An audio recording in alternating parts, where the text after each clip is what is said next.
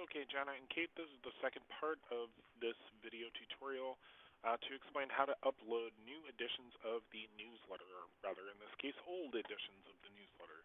So let's take a really quick look at the old 2015 fall newsletter, and then we're going to head back here to the new site. The first thing I'm going to do is hover over New and go here to Reflection. Since it is the Reflections newsletter, I chose to stick with that. And this is just going to be fall 2015. And then what I'm actually going to go ahead and do is come back here and actually change it to November. November of 2015. So let's put in November. And it doesn't really matter what day in November.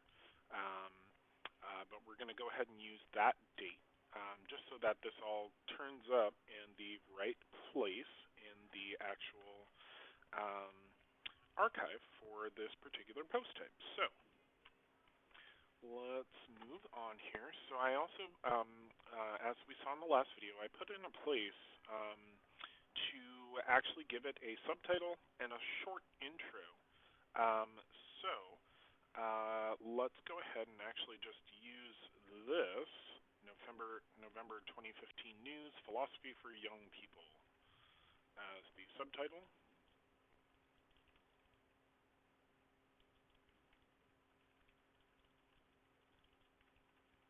Alright, and I'm just going to type in some random characters here for the intro. I'll let you guys actually do that because I don't really know what I'm doing.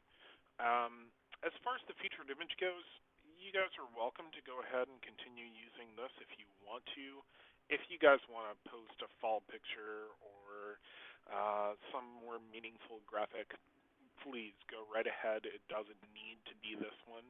But just so that we're clear, this is the image that will get displayed when folks visit this Reflections newsletter archive here. So you'll see that this corresponds to this image, and once this gets published, it will actually be sitting right here, and it will look very similar. It will just say Reflections, Fall 2015, Read Now, and Download PDF. So anyway, let's go back here to the newsletter, and let's start looking at this next structure here called Newsletter Section. The newsletter section is a pretty cool little feature because you can have as many or as few as you want, and the template itself will adjust to whatever number of sections you guys enter. So the first thing we're going to go ahead and do is just take a look at the section title here, which is For Parents, and I'm going to go ahead and put that in as the section title, just For Parents. And then what I did with the last one was input a actual subtitle right there. And let's just go ahead and grab, I don't know, how about like, well, no, that's a link, isn't it? Okay, let's just go with this. Alright, again, you guys feel free to come back in here and change anything and everything you want. This section doesn't appear to have an author. Some of the sections, let's see if I can find one. Here, this one has an author. So you can just take this and put that into the author text spot, but if you don't have an author, it's fine to just skip that. The template will ignore it if there's no content. So let's go back and to the For Parents page. The first thing I'm going to actually go ahead and do with this one, since there is video, is I'm going to grab this video by clicking on the share button, and I'm going to use the embed code to actually paste right here into the video embed. And I'm going to make a few adjustments. I'm going to set this to 500 because what is actually going to happen is that this is going to get wrapped in a special div element that I created, and then it will make it so that it is responsive. So make sure that you just change it to 500, and 360 is fine.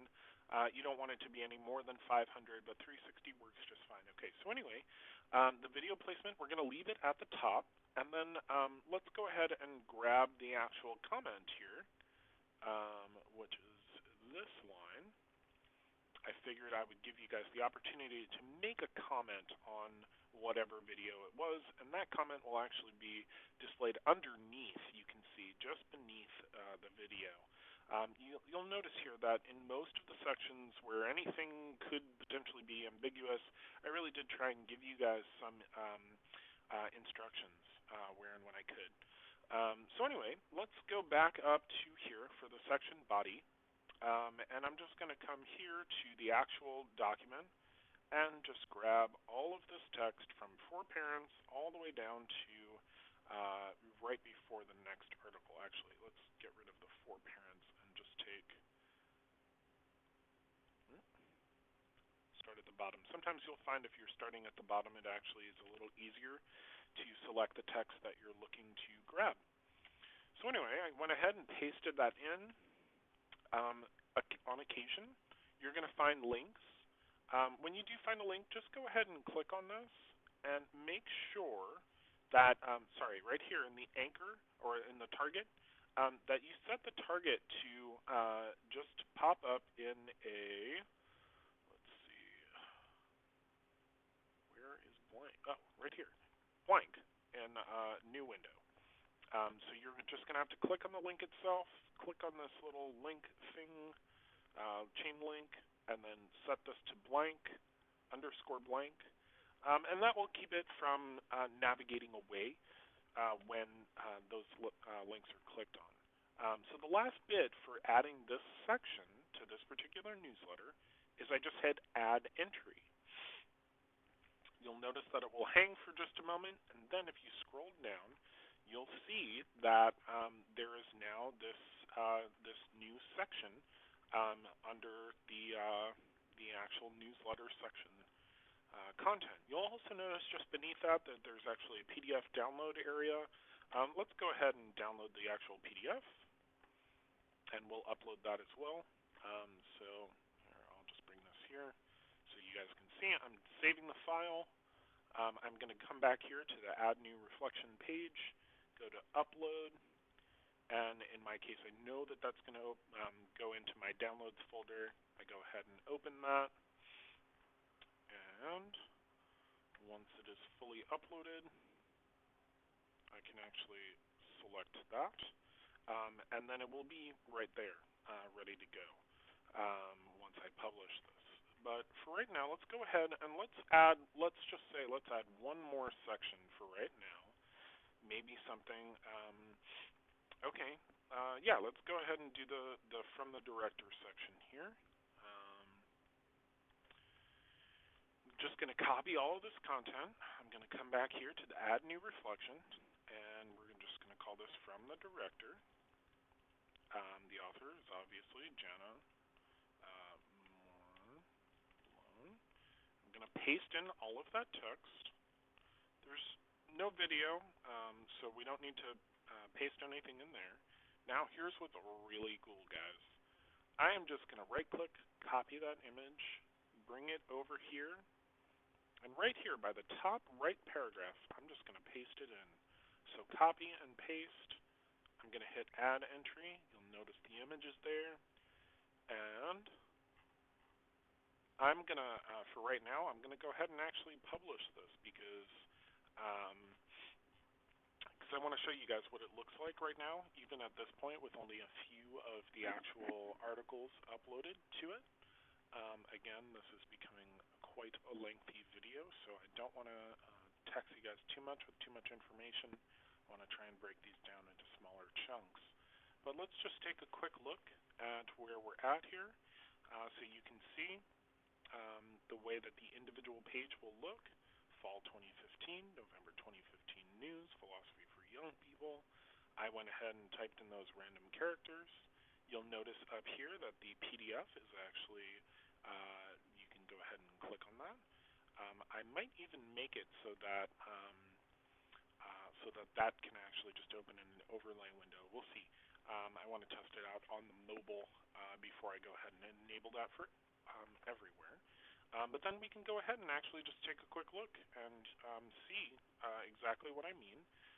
Here's that video that we pasted the embed code for. And then we have the video comment.